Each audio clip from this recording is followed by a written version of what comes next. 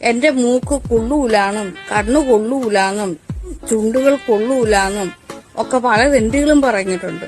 പക്ഷെ അതേപോലെ തന്നെ മറ്റു പലരും പറഞ്ഞിട്ടുണ്ട് വിടർന്ന സുന്ദരമായ കണ്ണുകളാണെന്നും മൂക്ക് നല്ല മൂക്കാണെന്നും ചുണ്ടുകൾ നല്ല ചുണ്ടുകളാണെന്നും.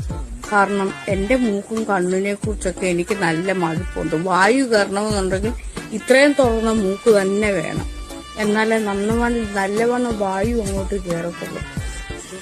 പിന്നെ എനിക്ക് മണം പിടിക്കാനൊക്കെ ഈ മൂക്കൊക്കെ മതി, മനസ്സിലായ. പിന്നെ എന്റെ ചുണ്ട് നല്ല ചുണ്ടാണ്, നല്ല കീറിയ ചുണ്ടാണ്, കീറിയ നല്ല ചുണ്ടാണ്, മനസ്സിലായോ. ഇങ്ങനെ വേണം ചുണ്ടിരിക്കേണ്ടത്.